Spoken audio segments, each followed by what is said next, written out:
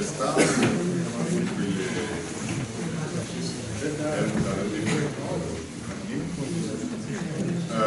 Let me introduce Professor Jean Dalibard from the Collège de France in Paris.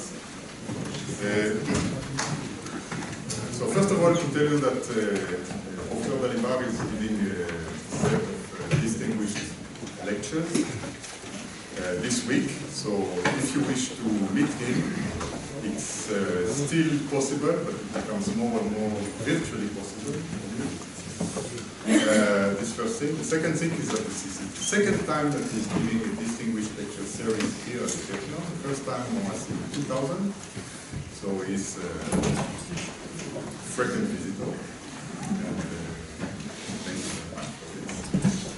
Now about a few things about Professor Dalibard. So Jean started to work in Paris with Alain Aspect at the time that he was working on the violation of Bell's inequality, beginning of the 80s. It's a very famous work that Jean co-authored. Then Jean did his PhD under the supervision of Claude Cohen-Tanouji, that we know most of you suffered from his book, this, all of us well. And he came also here to give a set of distinguished lecture series a few years ago. Then let me add that Jean is currently Director of Research at CNRS. He's Professor at the École Polytechnique. He's a Professor at the Collège de France and a guest researcher at the Cavendish in 2010. He has been also serving the community a lot, among many things. He has been for 5 years the director of Les Ouches Summer School, also an institution that many of us know very well. Jean received numerous prizes and distinctions. I will just give a few. He's a member of the French Academy of Science. He received the Davison and Germer Prize from the American Physical Society, the Max Born Award from the Optical Society of America, and the Blaise Pascal Medal of the European Academy of Science. Beautiful. All this was justified by a very, very broad range of activity of Professor Dalibard. So during the 3 talks he will give during this week, he will tell us about what he's doing in the last few years. But what he has been doing, he has been working, as I said, in research for violation of Bell's inequalities in the 80s.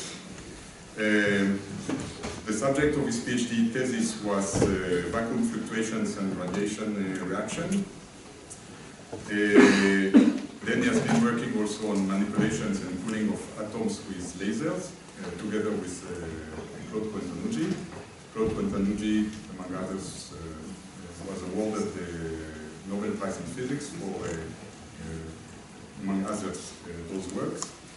He worked on the Monte Carlo wave function method, which is a very, very well-used method today. Then on atom optics, on theoretical studies of Bose-Einstein condensates, and on collision dynamics in atomic gases. I think it's enough. This should be.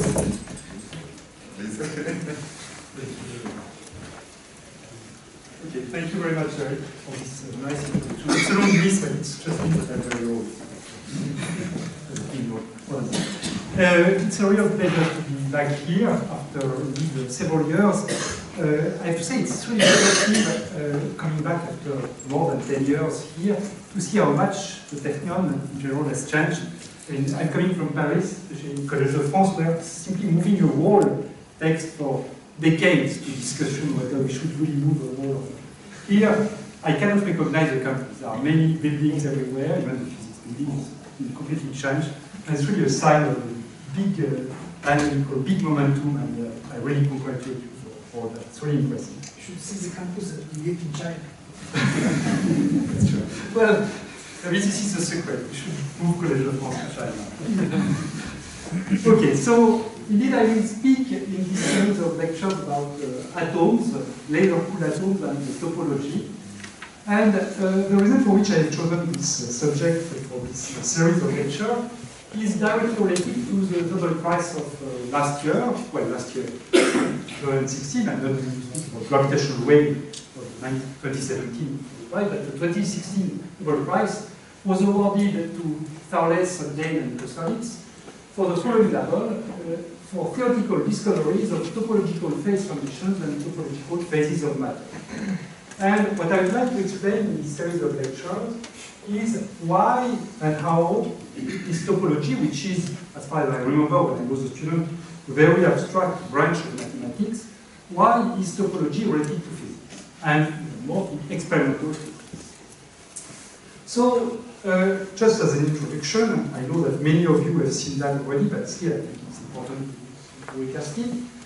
What is topology? Topology in math is the study of shapes. When you do topology in math, you try to build an equivalence relation between objects which are do not look very similar, but still they share some common property in the sense that they can be transformed in one another by a continuous deformation, which can be a stretching or a bending. And the standard example that one finds in the textbook is to take closed surfaces in a three-dimensional space and to look at the number of handles of this surface. So a surface can have a zero handle, like a sphere or an ellipsoid, and then you put it in the box C equals 0, C means the number of handles. You can take a torus or a standard coffee cup, then it will be one handle, C equals 1. Then you can take a double torus or a non-standard coffee mug, and it will be C equals 2 and so on. And if you want to change one object from one box to the next, then you need to deform the object in a very strong way so that you will have a singularity at one stage, that is, you go from one sphere to one torus, but this implies a singularity. As long as you don't have any singularity, your object, when you stretch it or bend it, will stay in the same box.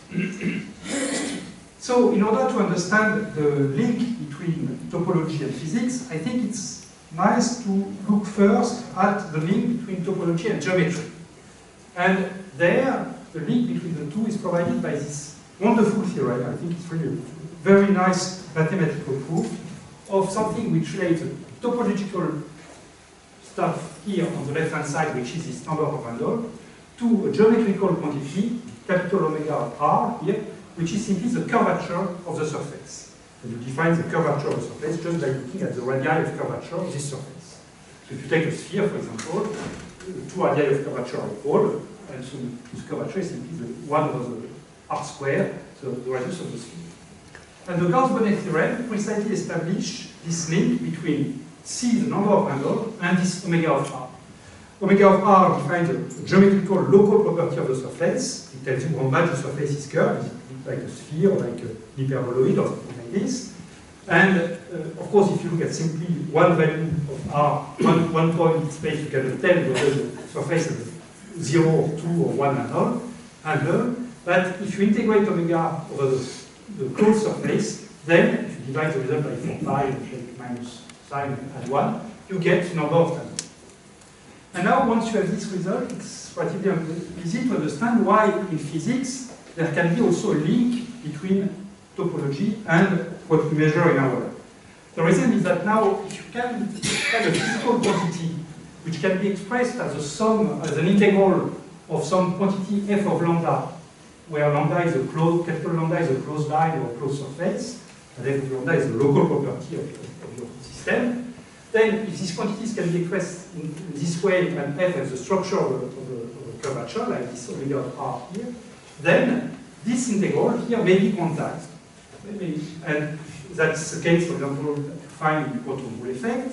And because it is quantized, it can be expressed as a fundamental constant times an integer, 1, 2, 3, then it will be topologically protected in the same way that as the number of handles was topologically protected. That is, if you deform your physical system by a small amount without going through a singularity, then this integral will stay constant, and therefore it will be protected. And this is important both for conceptual and practical aspects. If you have physical properties which are protected against disorder, for example, it means that this quantity will stay the same in various labs. Even though you will not start with exactly the same sample, if the disorder is weak enough, you do not cross the singularity, then you are sure that what you will measure in one lab and what you will measure in the other lab will be exactly the same, will give exactly the same result, because this quantity is a topological quantity which is protected.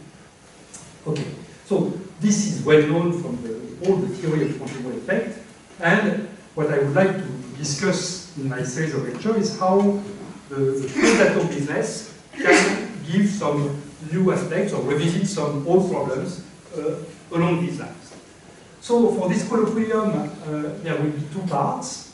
The first, which will address both part of the label of the Nobel Prize Award of 2016. In the first part, I would like to discuss the relation between topology and phase transition, and to make it a bit more explicit, I will try to explain how can a 2D Bose-gas become superfluid in spite of the Fermi-Wagner theorem. I will explain in detail what I mean by the Fermi-Wagner theorem, why the Bose-gas is interesting for this problem. And in the second part of the talk, I would like to say a few words about topology and states of matter.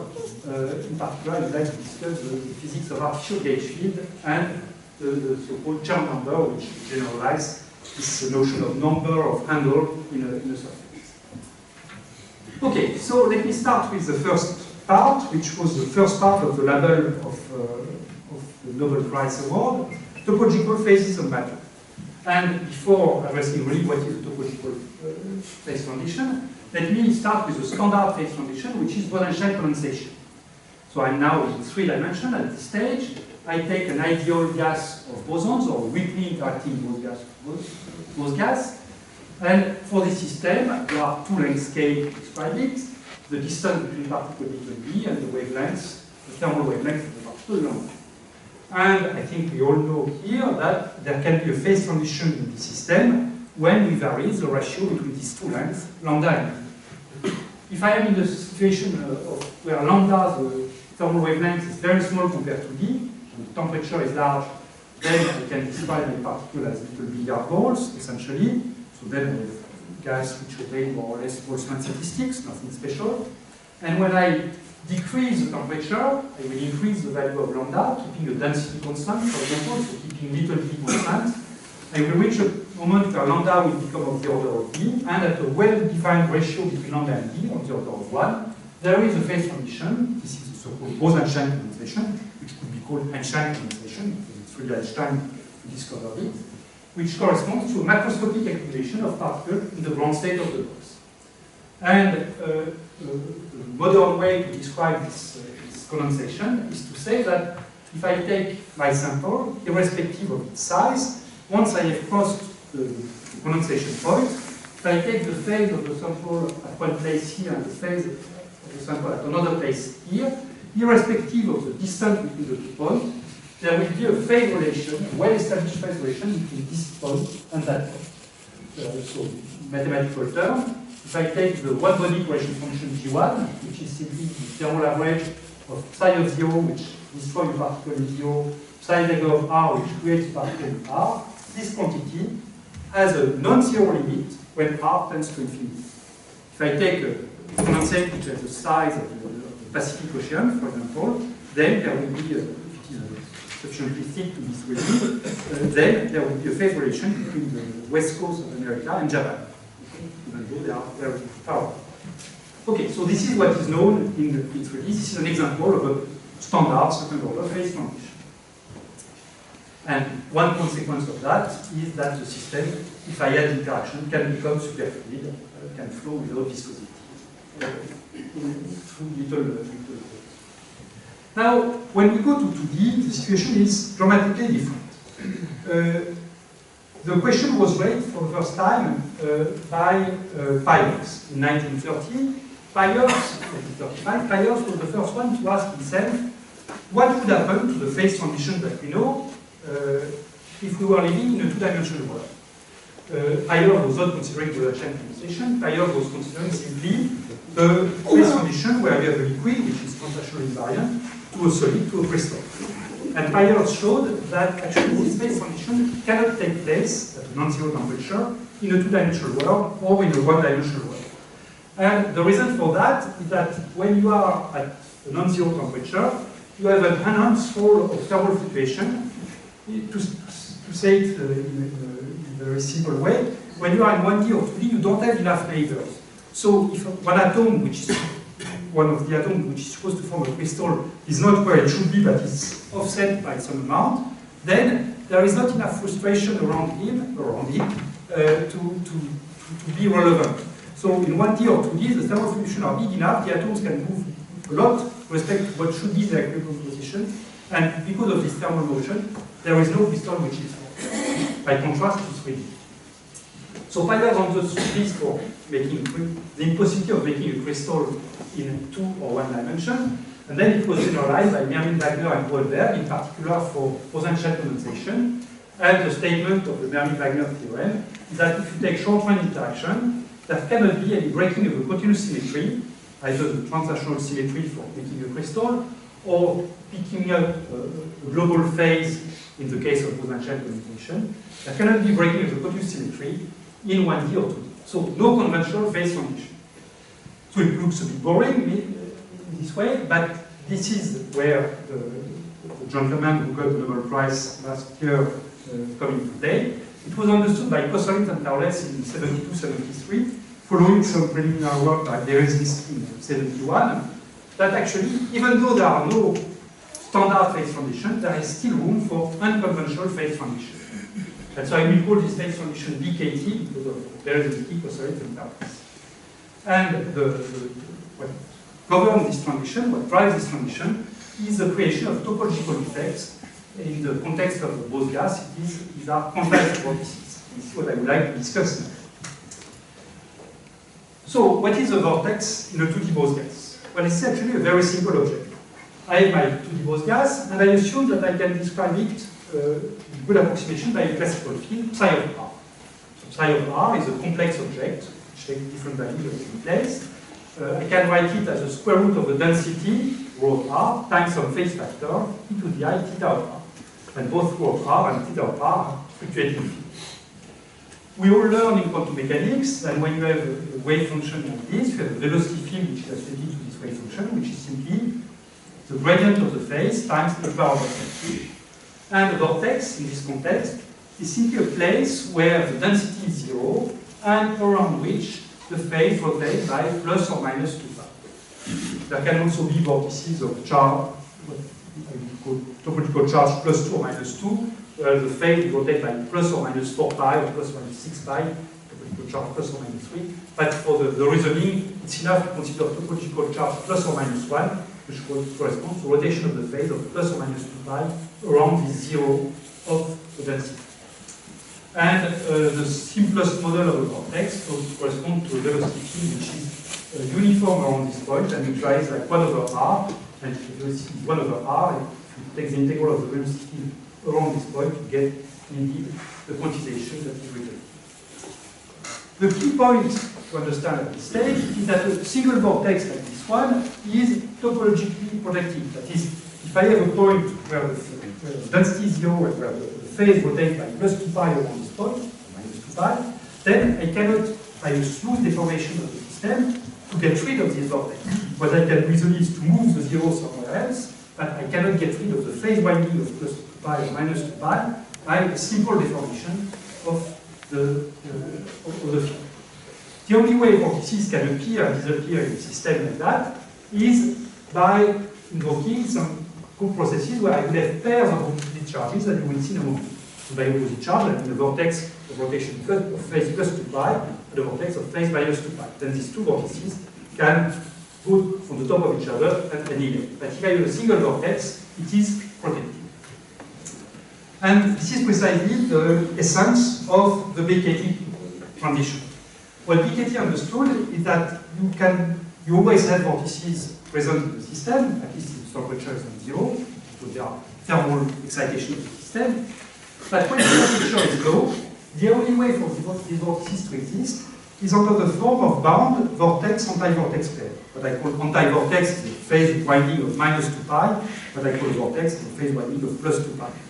So at low temperature, each time I find a vortex with the phase winding plus 2 pi, in the immediate vicinity, I have a vortex of phase winding minus 2 pi.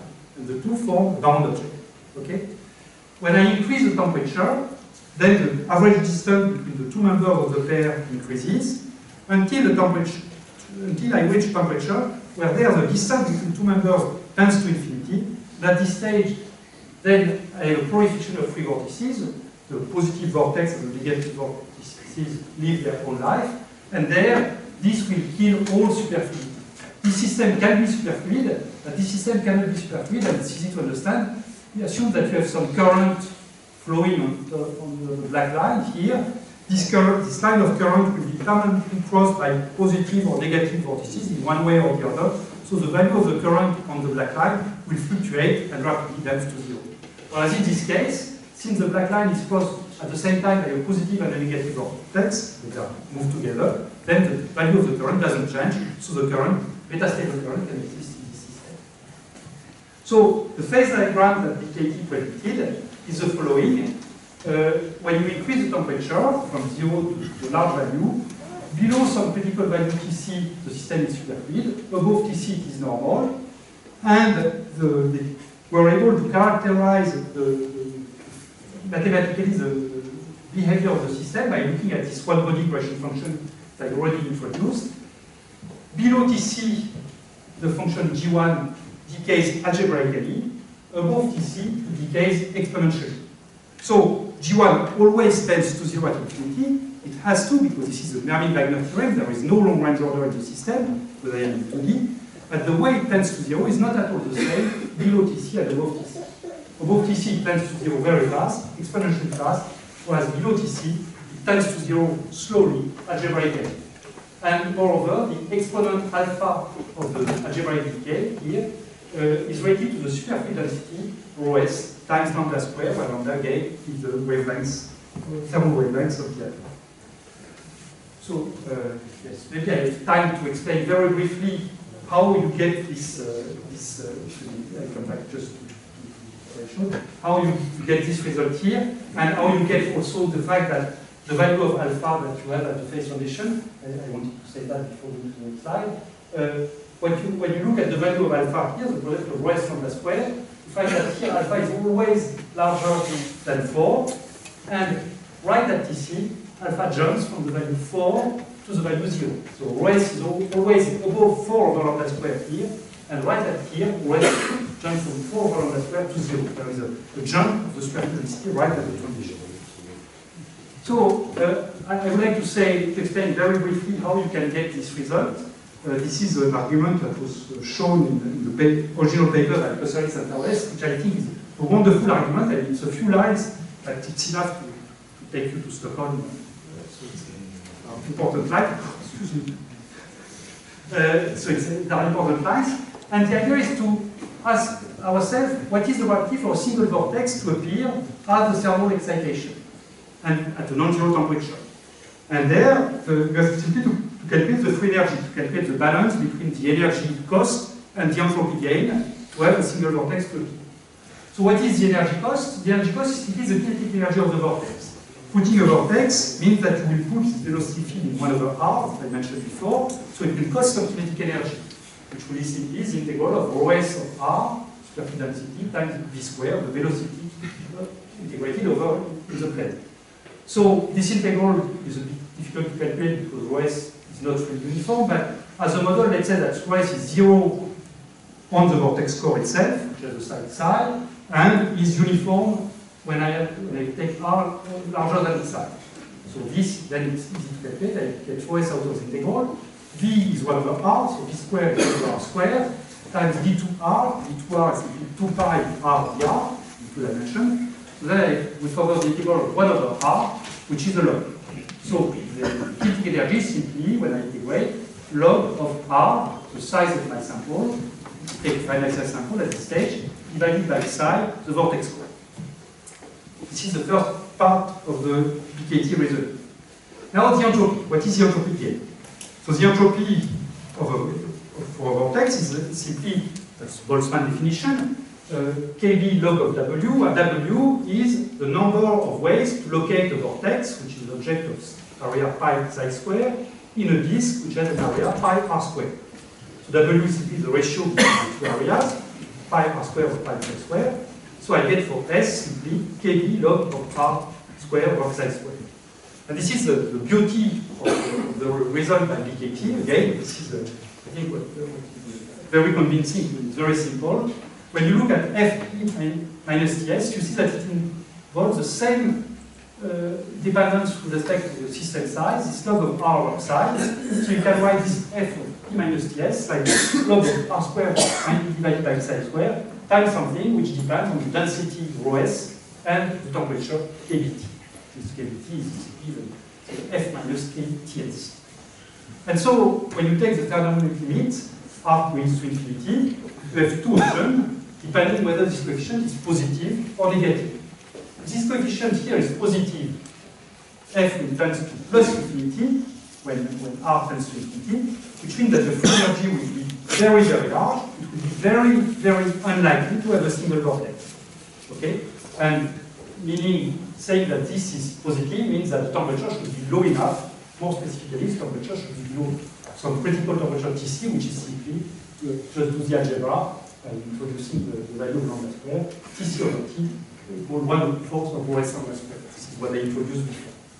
On the opposite, if the temperature is large enough to have this coefficient negative, then the free energy will tend to minus infinity when the size of the system goes to plus infinity, when I take the thermodynamic limit, and therefore it will be very likely to create a single vortex, and even very likely to create a second one, and the third one, and so on.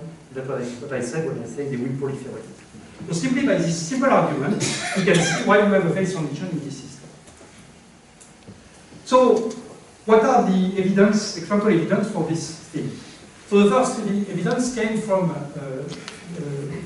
liquid helium films, monolayer essentially, of helium film adsorbed on a torsion pendulum like this one, where Bishop and Rapi were the first to do this experiment, studied the moment of inertia of this system, of this torsion pendulum, as it was rotating around its vertical axis. The moment of inertia, the measurement of the moment of inertia is a good way to infer whether the system that you have is superfluid or not, because you simply measure the amount of mass which is indeed rotating. So when you have a large temperature here, on this place, you have a large moment of inertia, meaning that when you have a torsion pendulum which oscillates, you oscillate all the substrate of the torsion pendulum, plus the helium film which is on the surface. So everything is rotating together, you have a large mass which is oscillating, your system is not superfluid, you have a large moment of inertia. But when you decrease the temperature, you see that you have here a sudden jump, and then a lower moment of inertia, and the reason for that is that the helium film has become superfluid, so that the pendulum is still oscillating, but the roughness of this substrate is not enough to drag the helium film into motion.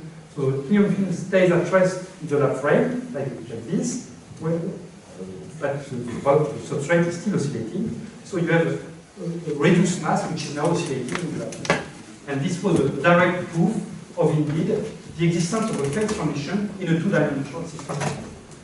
Since that time, many other systems have shown this BKT mechanism, 2D superconducting film, Josephson junction arrays, colloidal particles, and it was a natural question to ask when dilute gases appeared on the market to see whether it was possible to address this physics with dilute gases. This is what I would like to discuss briefly now.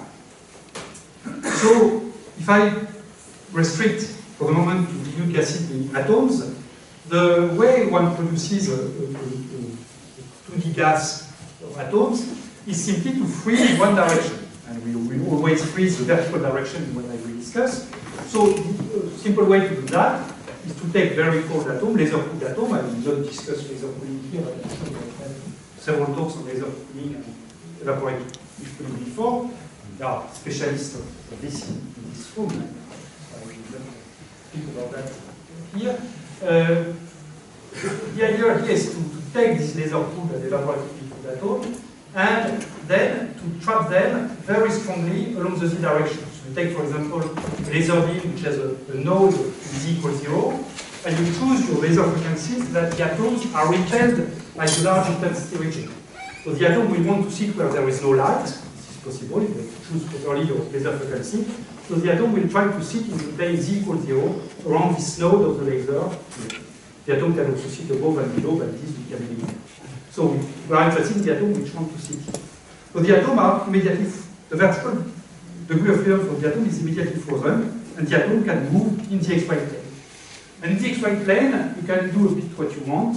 You can use sharp holes like this. So here we have confined the atom into a disk. You can also put an harmonic potential in the xy plane. This is a bit up to you, and you do what you prefer. So this is what I'm going to discuss with atoms. I would like just to say one word about other dilute gases which are also well suited to address 2D physics. And these systems can be either pure photons or hybrid matter-light systems.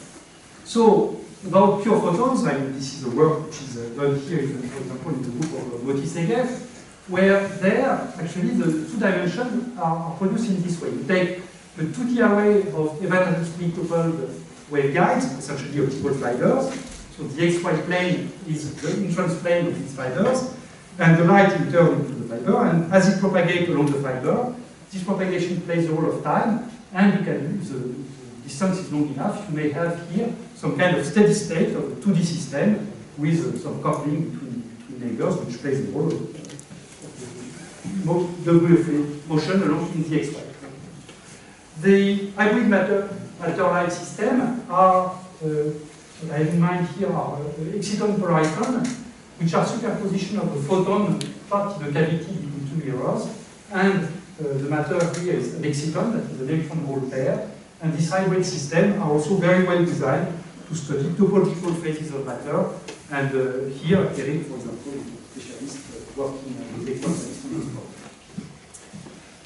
Okay, so here in this talk I will discuss only about atoms, and I would like just here to flash a few slides about how this decay transition has been studied and observed with atoms. I will say more in the talk tomorrow for those who are interested. But I would like to first say that it has been possible for this system to directly observe the vortices, which was not possible in the case of the film of liquid helium, because there the film of liquid helium, the vortices at Antrim size, was very difficult to see them. Here it's possible to see them, either by detecting a plus or minus 2 pi phase winding around the vortex, what we did more than 10 years ago now. Here I'm flashing a picture which was obtained in the book of Korea by Longbin Shin, which is a direct observation of the vortices, where you have here a picture of a gas which is trapped in a harmonic potential, and you can see here pairs of holes which are exactly the vortices, pairs of vortices which are the ingredient of the decay transition. You see here another pair, and so on. And one can study the statistics of these pairs, where they are located in the gas, how do they appear at function temperature, and you can map out like this really well the prediction of the decay field. The second aspect, which has been studied a lot with these 2D gases, is the superfluidity. As I said, in the low temperature regime, where the G1 function, the one body correction function, decays algebraically, it is predicted that the gas should be superfluid because the fact that the vortices are bound in pairs means that you can have still permanent current in the system, and the gas should be robust, should be superfluid. So this is something also that has been studied with experiments in Paris. Here I would like to show some results obtained in Hamburg 2 or 3 years ago, in the book of Henning Moritz, which was done in a gas actually of bosons. These bosons were made out of 2 fermions, so it was lithium-6 atoms which were bound into molecules, diatomic molecules, so the molecule made with 2 fermions is a boson. And the book of Moritz could show that this gas, this 2D gas, is also superfluid. So the experiment goes in the following way. You take your disk of molecule, atoms or molecules, molecule in the case of the Hamburg experiment, and what you want to do to test superfluidity is to take an impurity and move this impurity. You move the impurity at a given velocity, and you ask yourself, does this motion of an impurity heat the sample or not? If the system is superfluid, you expect that if the velocity of the impurity is not large enough, then the system will stay at rest, there will be no increase of temperature. As if the impurity moves too fast, above some critical velocity, then we will start to heat the sample, even though it is superfluid. And this is exactly what you see here. So here you have the velocity of the impurity, and you have here the temperature increase, and you see exactly what I said. So what is the impurity in this case? It's simply the hole created by a laser. You focus a laser on your system, so it's a very small spot, micron size, whereas the sample here is, say, 50 micron in diameter, typically. So you focus your laser on the sample, you create a little hole, which is the impurity, and using acoustic deflectors, you move this impurity at a constant velocity on a circle here to call the region of constant density. If you have a system which is not above PC, as soon as the velocity is non-zero, you heat the sample, so you have here an increase of temperature which starts to increase right for velocity zero. Whereas if you are below some critical temperature, then the full range of velocity up to a few meters per second, where even though you have a moving impurity, the temperature of the sample doesn't change. So the system is superfluid up to the critical velocity of the order of 5 milliliters per second. And above that, the system has the temperature which increases again. A last thing that I can say in 1 or 2 minutes is that we have also been able to measure the equation of state of a 2D gas. For that, we take a gas which is harmonically trapped in the potential V of R, and we use the so-called local density approximation. That is, we say, okay, let's take a picture of the gas, like this one, and the density that we have at a given place in this potential, place V of R, the density that we have is exactly the same as the density of an homogeneous gas, which would have the same temperature, and which have a chemical potential, which is equal to the value of the potential of the center minus the V of R, the value of the trapping potential at the place we are looking at. So if we assume that this local density approximation is correct, and we can check it independently, then with a single picture like this one, we can directly measure the equation of state of the gas. That is, we have all the densities starting from a large value at the center up to very low density on the edge for a given temperature. And with that, we can so reconstruct the phase space density, and this is something that we did and that was also done in Chicago. And one can find several interesting things about that. I will discuss them more in the talk tomorrow. We can show that it is a scaling varying system. That is actually the equation of state does not depend independently of the chemical potential mu and the temperature T. It depends only on the ratio between the two. This is specific of 2 dimensions. And most importantly, when you see this equation of state here, that you have, which is in good agreement with the Monte Carlo calculation, you know that there is no discontinuity in this equation of state. If you take the equation of state of water, for example, as soon as you have a phase transition in water, you have a cusp or discontinuity, depending whether it's second order or first order condition. Here, you have no discontinuity or no cusp, because the BKT transition is of infinite order. BKT transition actually occurs in this place somewhere here. But you cannot see it on the equation of state. All thermodynamic variables are continuous through the BKT transition. The only thing which is discontinuous is the superfluid density. I told you it jumps from rho S lambda square equal 4 to 0. But this is not a thermodynamic quantity, so you cannot see it on the equation of state of the gas. So it's again, I mean, the absence of any cusp is a proof that this is not a conventional phase transition. Okay, so the only thing which is missing in this review that I just made about BKT transition is the fact that this jump, rho S lambda square jumping from 0 to 4, has not been measured yet with cold atoms. There are various ways which are explored in this field to measure this jump, but it has not been convincingly measured yet. One way is to measure directly G1 or its Fourier transform. Other possibilities are to make some velocity measurements. I would like not to address this now. I will discuss it much more in detail tomorrow. But this is still an open problem. How to measure this jump of the superfluid density? Okay, so to summarize this first part, I would like to say that the message that to remember from these three people, Brzezinski, Gosset, Sarles, that in spite of Mermin-Wagner theorem, there is a possibility to have a phase transition at equal 0 between normal and superfluid state. That has been seen with equilibrium film. It has been seen now with neutral atoms. It is a topological phase transition, that is, it is not in the usual Landau classification. We do not break any standard symmetry. To say it in a simple way, it's a transition between two states which are disordered, that they are not disordered in the same way. The superfluid state is disordered, but gently, with this G1 decaying algebraically, whereas the non-superfluid state, the normal state, is disordered very strongly, because, and this G1 decays very fast, exponentially to 0. Okay, so now I would like to go to the second part of the talk. I look at my watch. I guess I will probably skip some slides, but that's not so important. Which is about topology and states of matter. And this is now the field of making artificial gauge potentials and looking at so-called German. So, in order to introduce this field of research, especially with cold atoms, I would like to introduce 3 points, which are important to understand why is topology relevant in this field. The first point is about Berry states. Berry states, again, I'm sure many of you have heard about it, but for the sake of I would like to say what I need on this slide. So I take a Hamiltonian H, which depends on the parameter lambda, which is a continuous parameter, an external parameter for the moment, that Mandalist can control. And I will assume that this parameter evolves in a 2D or 3D space.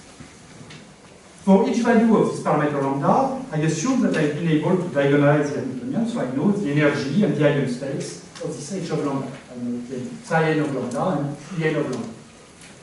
And now I suppose that my system initially is in one of these eigenstates, psi L, for value lambda 0, and I assume that the experimentalist controls lambda is going to have this parameter lambda to make a closed loop in parameter space that during the time capital T, lambda will evolve from value lambda 0 to some lambda of little t here, and back to lambda 0 after a time capital T.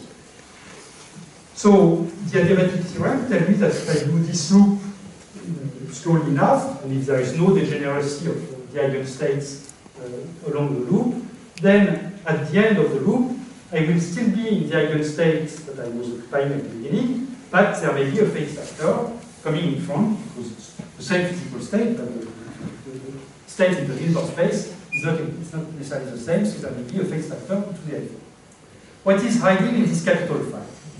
Well, there are 2 contributions. The first one is the one you find in all textbooks, even in Messiaen, this is what we were discussing before the talk, which is the so-called dynamical phase. Dynamical phase is what we all learn in school, which is e to the minus I energy times time divided by h bar. The energy dependent time that takes the integral, but it's nothing else. That's what we all learn in school.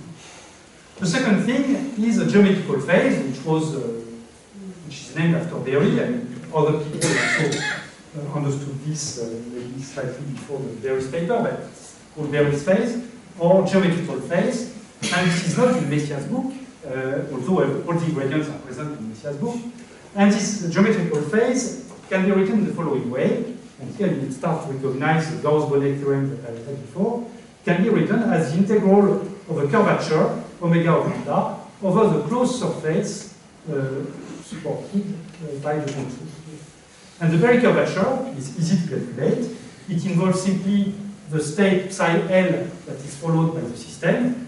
More precisely, it is the gradient of psi L with respect to lambda. Cross product, it's invariant with an I in front. So this term here, phi geometric, actually is also very reminiscent, for those of you who know that, of the Aharonov-Bohm phase, which appears when I have a charged particle which moves in a magnetic field. So it's a gauge invariant quantity.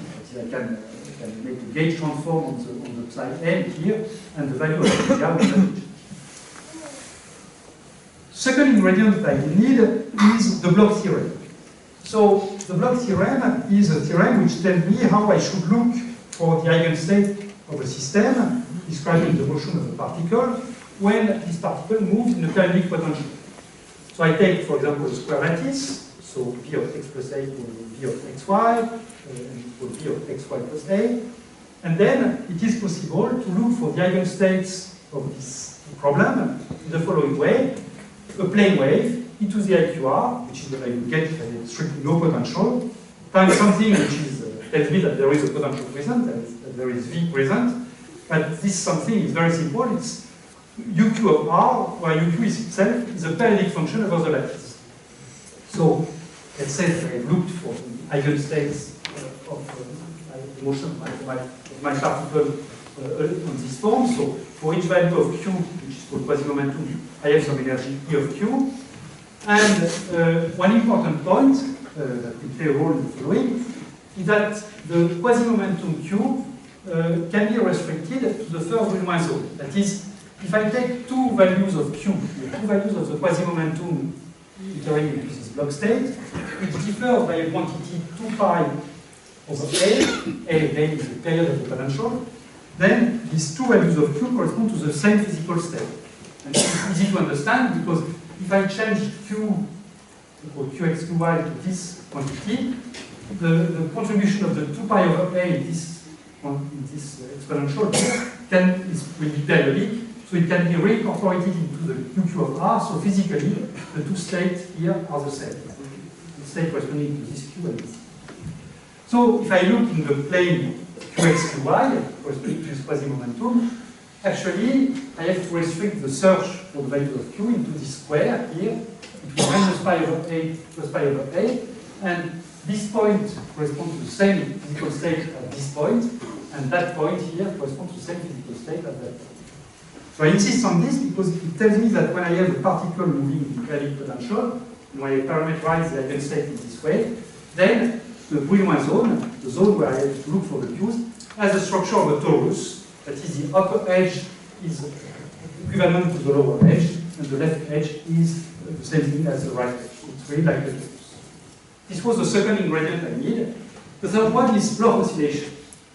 Bloch oscillation follows directly from what I have said before about the Brillouin zone. This is a phenomenon which I think is very remarkable, maybe one of the most quantum phenomena that you can get at the single particle level, which is what happens when you take a particle in a periodic lattice, and in addition to the periodic lattice, you superimpose a constant force, like gravity. Okay? What is going to happen? Then you write the equation of motion of the particle, and it's possible to show that this equation of motion is exactly the same as for the free particle. It's q dot, the time derivative of the momentum, is equal to the force that you apply, F. So if I apply a force on the x-axis, my particle starts with this quasi-momentum here. The q dot equals F, so q will increase linearly with time. It will go up to here, but here it reaches the edge of the Brillouin zone. So at this place, it is as if the particle was here. And then it will start again from here and arrive there. So it means that in a time t, which is just correspond to this round trip in the Brillouin zone, 2 pi over A times 1 over F, I recover exactly the same state as the initial state. It means that when you have a periodic lattice and you add superimpose on the periodic lattice a constant force, your particle, instead of being accelerated like free fall here, they will oscillate. And this you can indeed see with all atoms in a standing wave. You start with your Claude-atom cloud here, and you see that your Claude-atom cloud is doing something like that instead of being accelerated. This is the phenomenon of Bloch oscillation. It was also seen in condensed matter, but it was a bit hard to see in condensed matter because of the impurities you have in it. Okay, so now if I take the two ingredients that I've introduced up to now, the Bloch oscillation on the one hand and the various states on the other hand, I have all what I need, because here you see my particle is making a closed loop in momentum space. It starts here, goes there, and comes back, so it's a closed loop. So I am asking the particle to follow diabatically the Bloch state in this band. It makes a closed trajectory, so I know that the particle will accumulate some geometric phase, which is Berry phase or Zach phase. Famous person from this institution. Zach phase associated to this closed loop.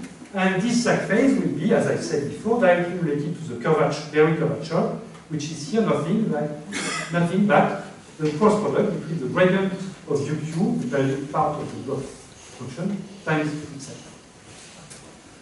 Okay, actually I missed something here. I want to say. Yes, so an important point that so you can think of two different lattice structures that have the same energy balance E of Q, but they may lead to different omega of Q, so different topologies. So the message here is that it's not enough to know the energy, but it's important to know also the state vector, because this is the one which tells you the value of omega of Q or the Bloch oscillation will be. So with that, I can make one slide on the quantum Hall effect, which is again something that is very well known here. So it's just here for pedagogical reason. I'm not pretending to teach you anything about that. With what I've introduced, we have everything to understand the quantization in the quantum Hall effect.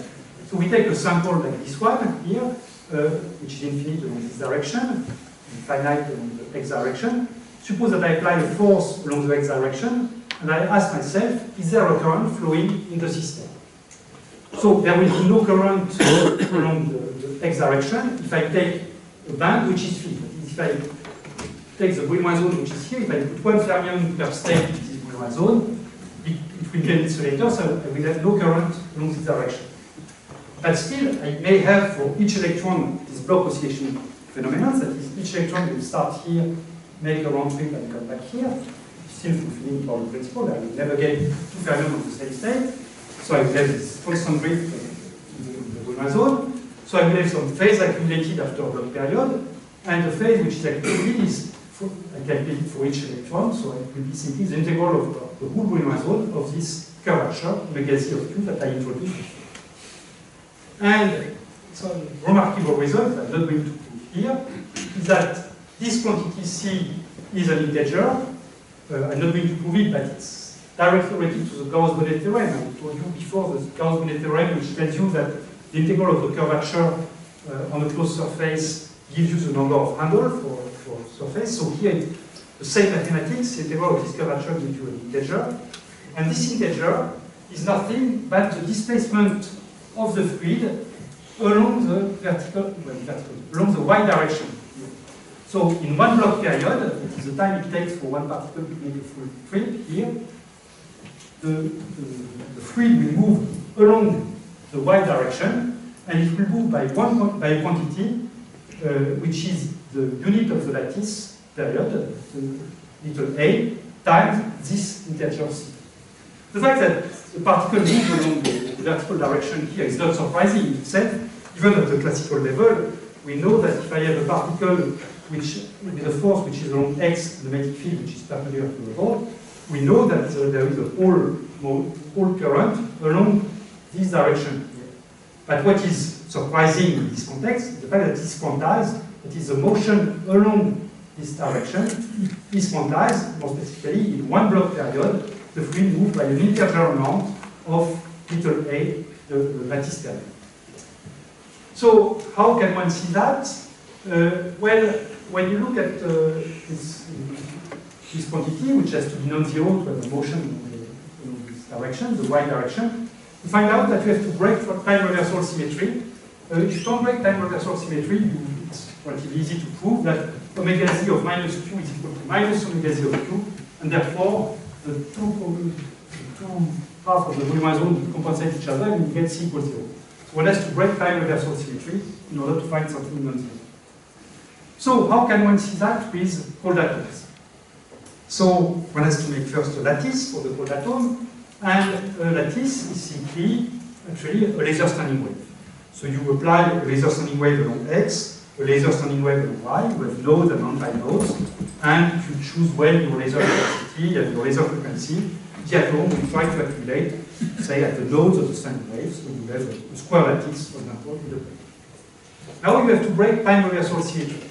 And breaking time reversal symmetry means that one has to introduce some complex tunnel matrix element. That is, if the matrix elements are all real, then you don't break time reversal symmetry, so you have to find a way to introduce some complex tunnel matrix element from one side to the next. And there are several ways to do that. One way is to rotate the gas, then you simply use the fact that the Laurent theorem tells you that rotation is equivalent to a magnetic field on a charged particle. You can shake the lattice if you have a time-dependent lattice by simply modulating in time the intensity. If you take an effective Hamiltonian approach, then you can find that this effective Hamiltonian that you get after shaking the lattice may have some complex matrix element. You can also have optical dressing that brings the non-trivial phase. I mean, these various techniques are a bit elaborated, so I don't want to discuss them here. It would be too long, and I'm close to the end now. But there will be more on all these methods on the Wednesday seminar, where I will especially discuss the optical dressing and also the lattice shaking. In any case, all these techniques worked, and they've been implemented in various labs, and there have been several measurements of the resulting topological feature in the Brune-Oiseau in various labs, including our lab, over the recent years, labs, 3 or 4 years. So let me skip this slide, which is indicated, and let me give you simply, to finish this colloquium, one example of results. And here I'm putting a result which was obtained 2 years ago in the group of Emmanuel Zord. This was the thesis of Monika Hillenberger. So they took a square lattice and they shaped this lattice in a smart way in order precisely to introduce a complex tunnel matrix element between sides. So here it's more for the specialists, but the way they do that is the result of what they do, I should say, is that when you take a closed loop along the unit cell of the lattice, the phase that you accumulate, once you have shaken the lattice and taken the effective Hamiltonian, you get a phase which is simply pi over 2. That is, instead of having a lattice, if you want now to recover a value problem, instead of working only with one unit cell, as if you were not shaking the lattice, now that you shake it, you have only a pi over 2 phase here. So in order to recover a periodic problem, you have to take 4 unit cells together, so that then you have pi over 2 plus pi over 2 plus pi over 2 4 times. So you have 2 pi, and this will be the new unit cell once you shake the lattice. So when you now diagonalize this problem, this is the so-called Harper-Otter-Hamiltonian, again well-known people here, since now the unit cell is 4 times bigger than it used to be in the absence of shaking, you get, instead of 1 band, you get 4 bands in the pi-binding approach. And when you look at the Chern number of these bands, you get the following results. The lowest band has a Chern number C equal 1. These 2 bands here, which are touching the direct points, Chern number -1 and -1, so -2 in total here. And the upper band has a Chern number C equal 1. So this is the result, again, of shaking the lattice. If you don't shake the lattice, you have only 1 band, and the Chern number is 0. Shaking the lattice is a way to mimic applying a magnetic field on charged particles in this square lattice. So how can one measure that? So the experiment, again, was done in the book of Doc. So the idea is to start with atoms filling in a uniform way this band C equal 1. The experiment was done with bosons, but similar to fermions. The idea is to take bosons with a temperature larger than the bandwidth, so that they fill uniformly the band, like fermions do because of strong principle. And then you apply a force along the x direction, and you look whether your atomic cloud, in the presence of a force along the x direction, moves along the y direction, which is precisely the effect of a magnetic field. You apply a force this direction, and you move perpendicular to the flux. And indeed, this is what they saw. When they don't apply a flux first as a function of time, there is no displacement of y. You don't shake the lattice, that's fortunate. But when they shake the lattice, look at the short time for the moment, you see that you have a displacement, and this displacement, so it's linear in time at the beginning, and when you look at the slope at the origin, you measure the displacement in unit of A over 2, you know which force you apply, and from that you can derive the Chern number, and the ratio between the displacement divided by the force which is applied, which is reducible, and you find this ratio is equal to plus 0.99. It should be an integer. But experimentally, what you measure is never an integer, but it's sufficiently close to an integer to be convincing. And then, when you go to long time, you see that it does not continue to grow like it should, like this. It saturates. And the reason for that is relatively simple to understand. I told you that in order to have a complex matrix element, you have to shake the lattice. And when you are shaking the lattice, it's okay at the single particle level. You get an effective Hamiltonian which has this complex matrix element. But at the many body level, when you are checking the Hamiltonian, you have collisions which, in the presence of a time-dependent Hamiltonian, and this can hit the sample. It's also known in ion trap physics. When you have this micromotion and several particles, you have a heating affected with the micromotion. So here this is also the case. So even though they start with all particles in C=1, very rapidly, because of this interaction between the particles start to populate these two bands and then this band. And when now you populate all these bands, all these four bands uniformly, you see the sum of the Chern number is 0, and therefore at the end you have no motion. So at the end the motion stops simply because the sum of all Cj is equal to 0, and then you have lose all topological features. Okay, so I conclude now. The idea of this colloquium was to try to convince those of you who are not in the cold atom physics of the importance of topology in our field. Now it's doing more and more, there are more and more experiments in cold atoms and also in photonics dealing with this topology. I discussed two aspects of topology, which were the two items in the Nobel Prize Award: topological phase transition (EKT) and this topological states of matter. I insist that all this goes beyond the standard classification of states of matter via the geometric order that we are used to, crystal versus fluid or magnets. And what I discussed here is only a small part of the very big field with topological insulators and also topological superconductors, which are very rapidly expanding.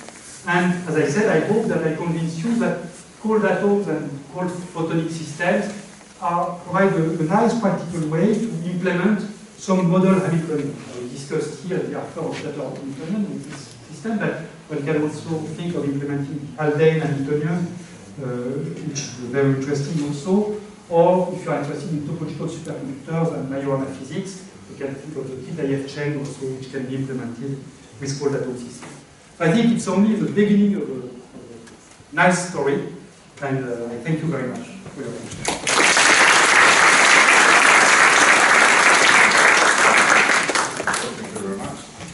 Questions or comments or remarks? Joshua? You mentioned in the beginning the topological phase transitions, the Landau theory, the breaking symmetry in the Landau theory doesn't apply. What kind of symmetry is changing? What kind of symmetry is changing? So there is no real change of symmetry. As I said, I mean, both the superfluid and the normal phase do not have a particular symmetry. That is, I don't have any, I mean, for both gas, the symmetry breaking corresponds to a uniform phase which is applied by the system. This is how we teach Bose-Einstein condensation. Here, there is no uniform phase. If I take the 2D system, if the system is large enough, it can be superfluid, but I have no phase relation between this point and that point. But what you can say, in a sense, is that if I am in the superfluid phase, I have these vortex pairs, but if I look at the system with a kind of coarse-grained picture, then the vortex pair, which for the two members of the pair are close enough, I will not see them anyway, so they are too close to be seen. If I have a coarse-grained, only a coarse-grained microscope, look at the system, so I can iron out the vortex pairs, and then I have left with a system which has only phonons. Whereas if I am in the non-superfluid phase, normal phase, then I have isolated vortices, I have positive or negative, and then I cannot iron out the vortices. So I don't break any symmetry, but the two phases are still topologically different. In one case, I can iron out the vortex pairs. In the other case, I cannot get rid of the vortices, the isolated vortices. So it's not a symmetry breaking. So what does change in the topological? The superfluid density. The superfluid density or the behavior of G1. G1 does not decay in the same way at infinity. This is a change. Yes. Is there a surprise coming from the photonic physics experiments that doesn't fit the theory? It's always a difficult question. I would say in this field, so far, no. In the sense that we are essentially doing one particle physics. Okay? I mean, when I discuss the Chern number is a concept, a single particle concept. Even though I have to fill the band in order to address all the states of the block Brillouin zone at the same time, but it's still a single It's the particle. same type as Olympic, the quantum Olympic. Yes, so yes. What will be very nice is when we have interacting particles, which are not heated by the system, then we can address fractional quantum Hall states, I hope it will come, and then hopefully we can answer some of the open questions in fractional quantum Hall states. But really, to be honest, I don't think we have had any surprise so far in this field of topology and physics. There are some other aspects of cold atom physics where we have learned. I take the unitary Fermi gas, for example. There were open questions that have been solved by cold atom physics. But for the question with topology, so far, we are more playing with model Hamiltonians, trying to understand well the single atom physics, and then we will go to real entanglement. In the block experiment, it's not really that the lowest band is completely filled like in the Slater determinant. No, it's not a Slater So determinant. No. what's the prospect of actually reaching such a state? Or work with fermions instead of No, you cold. need to be cold enough in order to. Yes, but okay, I mean, I would call this a technical problem. In principle, I mean, people can know how to produce. Somewhere. Here, yes. People know how to produce Fermi gases which are cold. T over T Fermi is, don't know for you, but it can be 2-3%. Typically, I think the report below 5%. And so, if you can load such a system into the lattice, with people you feel nearly uniformly the lower time. It's within experimental reach. Yes.